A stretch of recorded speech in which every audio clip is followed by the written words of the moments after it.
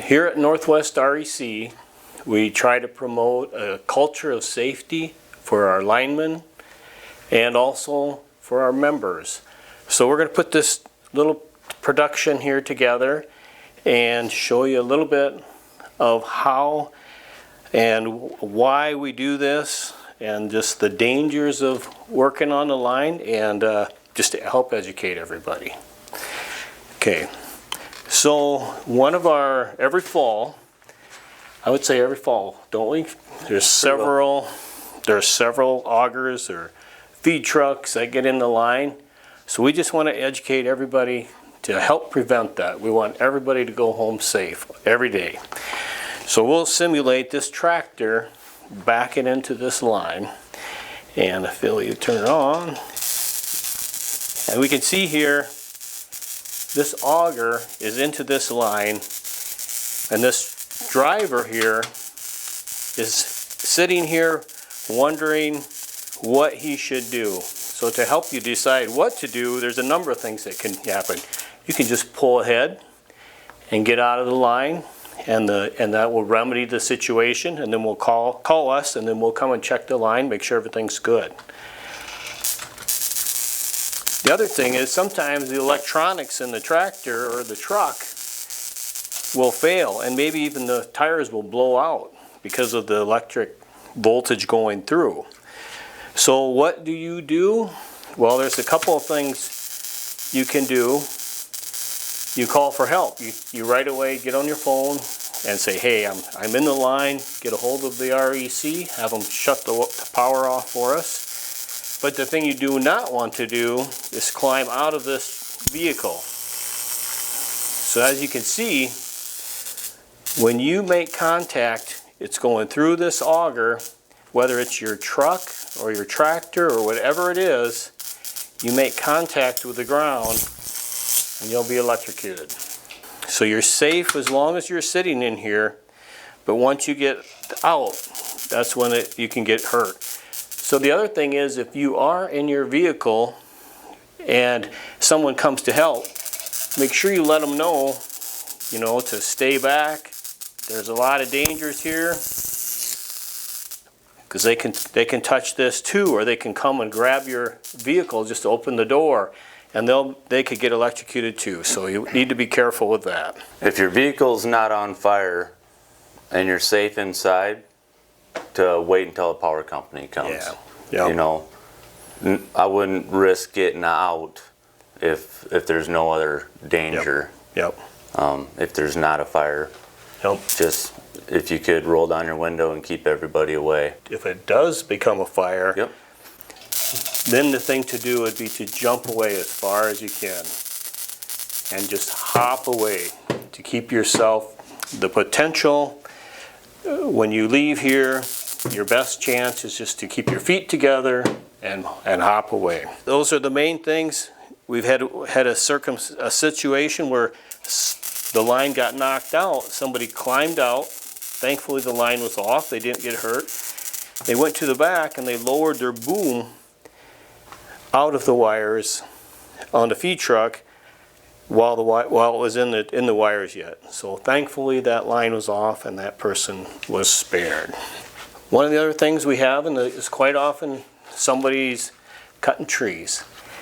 So something to keep in mind, that when we're cutting trees, you can see how the arc in the top of the tree, but it's a little hard to see, but in the bottom of the tree also, so that electricity is going through the tree. And so if you're sitting at the bottom with your chainsaw and you cut through there, you have the potential also to get electrocuted. So be careful with that. Those are probably our two main things that we have on the line. So. Yep. And throughout the year at Northwest REC, we'll come knocking on your door every few years about tree clearance, vegetation management, and we like to cut back for a good safe clearance so that in the instance of an ice storm we don't get branches laying in the line. And we like tree clearance so that kids can't climb up in trees and reach out and grab or fall into line. It's preventative maintenance, and it's also safety for the public. And that's why we cut trees. That's right. So, All right. So be safe out there. I have with me a lineman, Mike Birkenpass, is a lineman for Northwest REC. Mike, how long have you been a lineman? 19 years. So he's been a lineman for Northwest REC for 19 years. So a lot of time working on the line. You've seen a lot of times where feed trucks, grain bins, and things like that have made contact with the line, haven't you? Correct. So, so what we want to do is try and give everybody an idea of the power of electricity. And that's what this demonstration is about. So we'll go ahead and begin, and the tools that Mike has with him, that we both have. He's got a hard hat, safety glasses. He's got rubber gloves. These rubber gloves are tested and put back out of service and then back in service every 30 days. So we have a lot of equipment that we spend a lot of time making sure that is in good shape. The tool that he's holding in his hand there is called a hot stick. Trade name is a shotgun because it's got the slide on it. It seems like a pump shotgun. That is tested for 100,000 volts for every foot. And we test those regularly as well to make sure that they're always in good shape. He visually inspects all of his tools before we work to make sure that they're prepared for the job that we do. Nobody has tools that do this other than utilities, so don't take a piece of PVC pipe and think you can use that to protect yourself from electricity. Another thing, a lot of people think wood is an insulator, and wood's not an insulator. Wood has moisture in it and can conduct electricity quite well. We'll demonstrate that with a tree branch as well. But the first thing we're going to start off with is the hazards of touching a power line. What we're doing is backfeeding a transformer with a generator. So this would be an example of an improper installation of a generator. If we follow from the generator, we're coming with 240 volts through that cord. If you follow it along, we're connecting to the service wires coming in to the house or to the farm. So normally the transformer feeds the farm, feeds the business, feeds the home. In this case, we have improperly connected a generator, so it's actually backfeeding the transformer. Transformers don't care which way they get served. Normally they take high voltage and step it down to distribution voltage for the home or a usable voltage for the home. In this case, we've improperly connected the generator. We're backfeeding the transformer. And you're feeding the line to the back. So if you improperly connect the generator and storms, look out. This could potentially backfeed and working on the line. So that's why it's important to understand to properly connect your generator with an approved disconnect and a standby generator switch in order to do that. So when we energize this light is connected, this light bulb is connected to the secondaries of the transformer, but not to where the normal power would be. So this is proof that the transformer is energized on the secondary side. When we energize this, that light will come on to indicate that we do have power. But you won't hear anything. The buzz you can hear right now maybe is the generator outside. But if you had a solar system or if it's a long ways away, you might not even hear that generator. The line could still be energized. Or it could just have to under what safely. The system that we have built here, we have the transformer that we're backfeeding. We have overhead line to represent a normal power line. At the other end of this, we have a little person. And the person, where his hand would be, is a hot dog. Hot dogs are made of the same material that people are, right? A lot of moisture and some meat.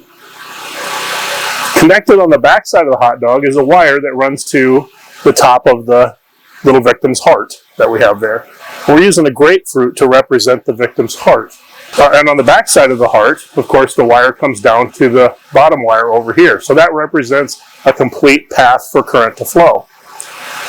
We're going to demonstrate what happens if a person makes contact with the line, and we'll burn the hot dog up, we'll burn the grapefruit up. Are you ready for power? You just want to touch phase the Power's coming on. So we can see that it's energized because the light's on, but you don't hear anything.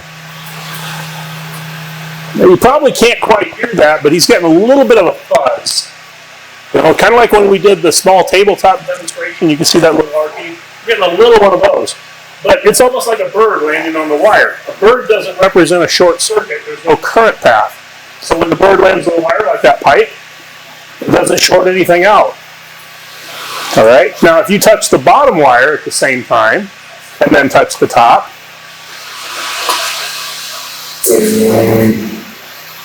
definitely a lot of energy there. All right. So let's go ahead and see what happens if you were holding something. Let's touch it to the hot dog first. If you were touching something on a hot in your hand, so we've got a pipe in his hand, and he makes contact with the wire. You can keep doing it. Hold it there for a while.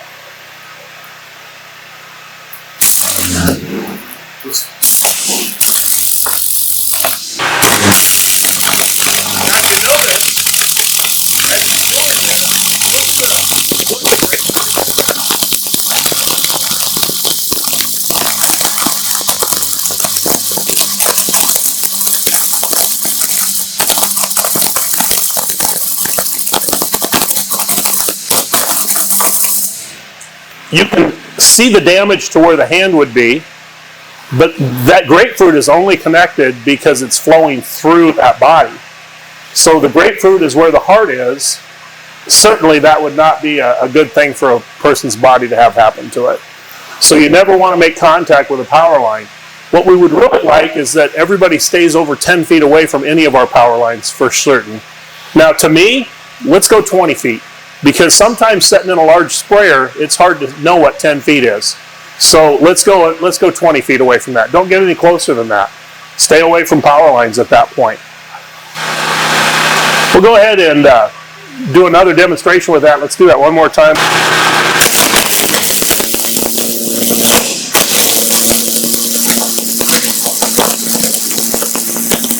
Common problem for us is to have a tree branch fall across the line and cause an outage, or often tree branches are just close to our line and can cause problems.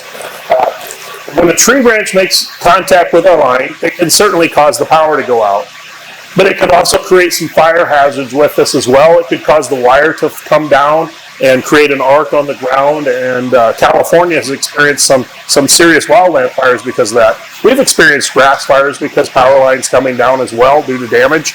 So what we're going to do is we're going to demonstrate what happens when a tree branch is in the line. And often the tree branch doesn't short out immediately. It has to track through it. So we'll take a little bit of time to demonstrate this. Power coming on. Now it didn't short out immediately, but you can see smoke coming from the tree branch. As the electricity is tracking through the internal parts of that branch, following the moisture in the sap, it's boiling inside there. And that boiling is what we're seeing the expansion of the gases coming out of it. It'll get faster and faster. You'll see electrical tracking from the top to the bottom. It'll take a little while, but eventually it'll short circuit. This is one of the reasons it's so important to let the tree crews come in and do their work and clear the lines of tree branches. We want to make sure that we keep the lines back. We don't want trees that fall into the line as well. We come knocking on your door about every 3 years to cut the branches. If we could convince you to plant some trees further away from the line and let us take those trees down, we wouldn't have to go to the expense of maintaining those trees in the future. You can see it's tracking pretty good now. It's starting to arc a little bit more.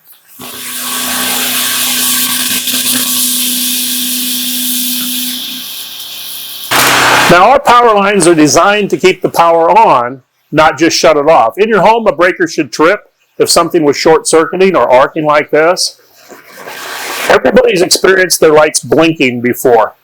You know, your lights blink during a storm. If we had breakers like you have in your house, they wouldn't blink. They would just go out the first time. Our mission is to try and keep your lights on, so we try to blow things clear. If this were to arc pretty good, hopefully we could just get it to burn and fall off the line so your lights would stay on. Sometimes it doesn't. It trips the breaker. The breakers are designed often to work about 4 times. Blink about 4 times, hit the line again 4 times before the power goes out. happens 4 times, it goes to a lockout situation, and we'll have to send a crew out to see if they can clear the problem.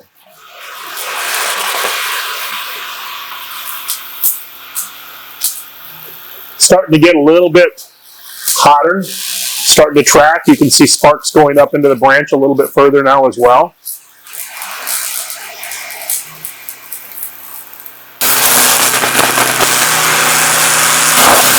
We've got good contact with the main part, so it's not going to just burn itself clear.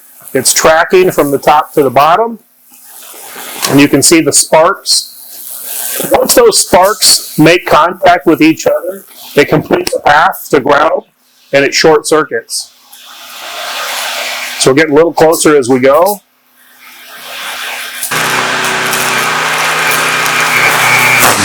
There we go. So at that point, a breaker would trip, the breaker would come back on. If the fault was still there, it goes back off, it comes back on, the fault's still there, it goes back off. It's going to do that 4 times, and then eventually lock out, and a crew has to go and take this off to clear the problem. Hopefully the wire doesn't burn down in the meantime, so we have to put the wire back up and things like that as well. All right. Now once it's tracked through, it doesn't take much for it to happen again. So there was a little bit of wind. There you go.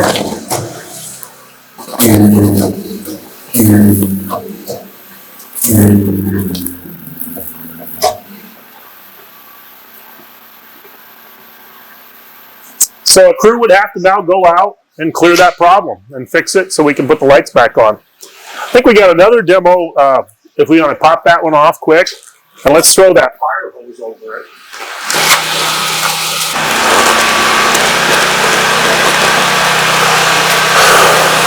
There we go. So this is just a standard piece of 1 3/4" fire hose that a fire department would use. It doesn't have any water in it. All we did is we did wet the jacket a little bit as it would be on the fire ground. And this is another one of those things that kind of surprises people. Doesn't look like anything's happening, but I don't know if you can hear it or not, but it's arcing. You can see it arcing at the bottom. When it's arcing at the bottom, it has to be traveling through the entire hose.